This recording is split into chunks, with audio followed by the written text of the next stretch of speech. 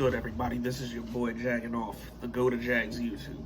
904 at Bowl City, Duval. We in the fucking building yet again.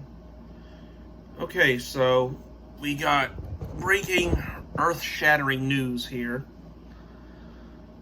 To everyone's surprise, the Jacksonville Jaguars have named Trevor Lawerence the starter week 1 against the Houston Texans. Of course, I'm saying that sarcastically. I don't think this was ever a question. I think Urban kind of dragged it out to keep people guessing, but I think it was pretty obvious that Trevor's our guy, and really it's been obvious in the preseason too. Like, even though Trevor had his moments of making bad plays in the Saints game, he also made a lot of good ones, and really, honestly, he's outperformed Minshew in training camp and in the preseason, so it's only right. Now, everybody's saying, we should just play Minshew to up his trade value, or because the offensive line's not right, yada, yada, yada. You're not necessarily wrong, but at the same time, the only way Trevor Lawerence is going to get better is if he plays. And even though the offensive line wasn't good by any means in the Saints game, you got to remember too, Brandon Linder wasn't playing, Andrew Norwell wasn't playing, Cam Robinson played a couple games and played a couple series and had not even a couple series, like a couple plays, and he had a real mild ankle sprain, so they're obviously not going to risk that being for a preseason game. So it only makes sense. You're not exactly wrong for saying that, but at the same time, the only way Trevor Lawerence is going to get better is if he plays. And he's touted as the best quarterback prospect since Peyton Manning, and he's considered a generational talent. So we took him number 1 overall. We got to see what this guy has. And luckily, he plays a weak-ass Houston Texan team week 1, so that should be a good confidence lift. So, yeah, we got to see what this guy has got. And honestly, with him at the helm, we're not expecting the Jaguars to win the Super Bowl this year. We're not even really expecting playoffs, but I think 7 games is going to happen for the Jags. Like, I think they will find a way to get 7 games, especially when you consider the fact that Houston's a dumpster fire right now. That's 2 wins easily. Trashville's definitely going to take a step back, and then as far as in the ass list goes, it's only a matter of time before Carson Wentz gets hurt again. So by those factors alone, that's at least 4 wins. So, I think the Jags find a way to win at least 7 games, and anything after that's a bonus. The team was 1-15 last year. There's a lot of new faces here, so expecting playoffs this year is a bit much, but not saying it can't happen. I guess it just depends on Trevor, Urban Meyer, and then, the defense. Obviously, that's going to be a lot improved from last year because it can't get any worse. But, yeah, and then the other thing I wanted to talk about, I want to go more in depth on this Travis Etienne injury. As I'm kind of reiterating here, it sucks, but it's not the end of the world. See, part of the reason I didn't want to draft Travis Etienne in the first place is because that almost felt like a luxury pick to me, because, James Robinson going to get bit busy running the ball. We know that. And then, we had other pressing needs, with defense, maybe offensive line help. I can't really remember who was really there after that. But, it felt like I could have, and I really wanted Trayvon Merrick. Even though I love Andre Sisco, I wanted Trayvon Merrick with that pick. I could really justify reaching for him or, Pat Freiermuth, the tight end from Penn State. I thought I could justify reaching for one of them at 25 versus, taking a guy who's basically going to be a third down back. So,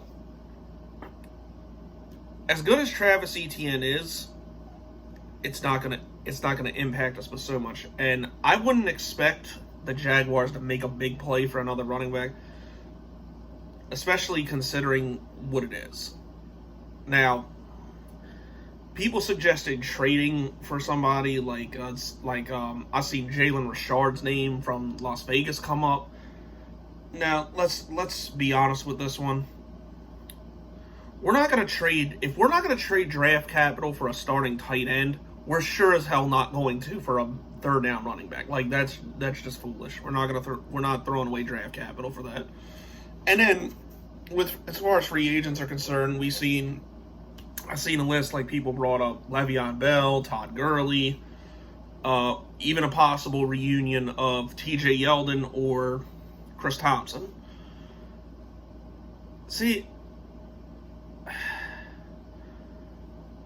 if it was James Robinson that got hurt, I could really justify Le'Veon Bell or Todd Gurley, but Le'Veon Bell. But as far as Le'Veon Bell goes, he's bitched about every single team he's been on. Like, every time he leaves a place, he has some shit to say about it. Like, even when he left Kansas City, he said some shit about Andy Reid. So for a guy that's gonna bitch about playing time and then he's only primarily gonna be used as a third down back, like, it makes no sense to bring him in.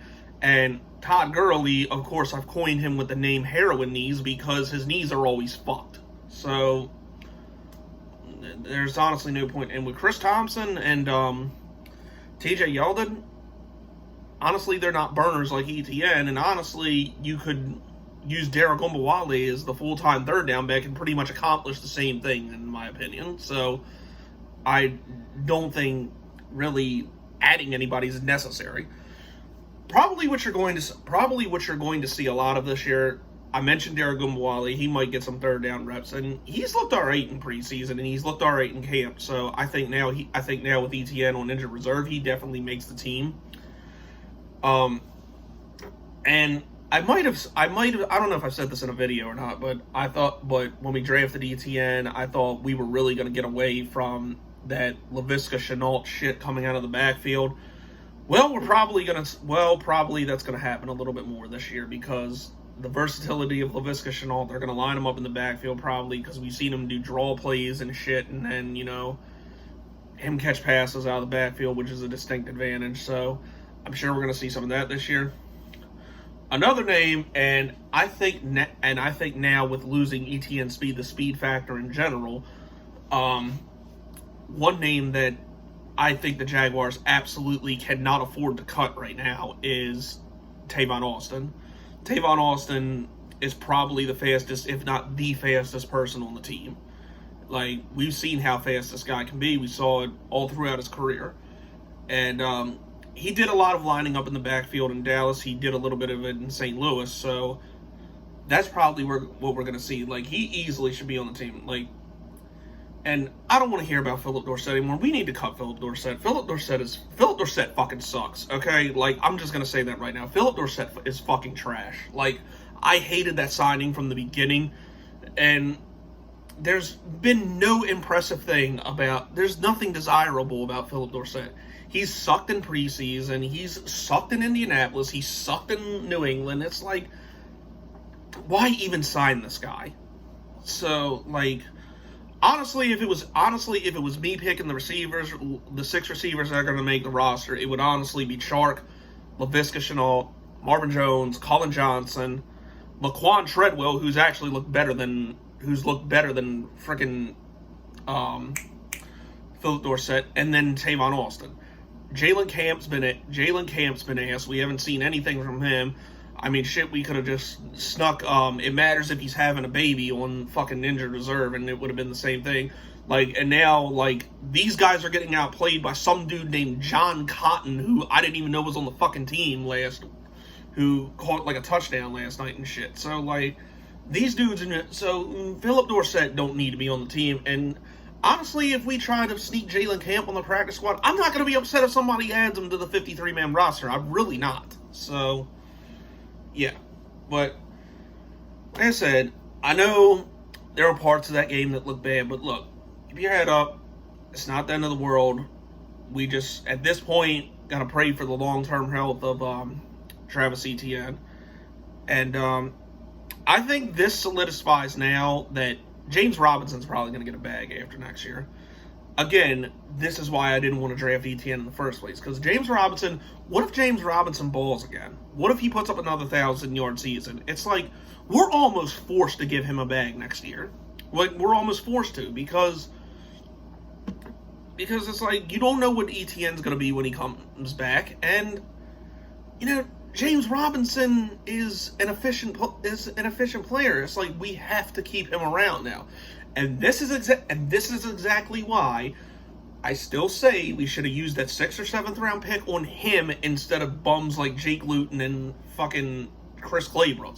Because after that, we would have had an extra year to work with. Now, if James Robinson is putting up quality stats, it's like we're almost forced to pay him because he's only on a 3-year deal. Undrafted players are only on 3-year deals. So this is why, like, this is why I wish we would have just used the 6th or 7th round pick on James Robinson instead of one of those two bums. Because God knows both of them would have been undrafted. But whatever. Good old Dave Caldwell drafting for you. But anyway, but like I said, man, we're gonna find a way to.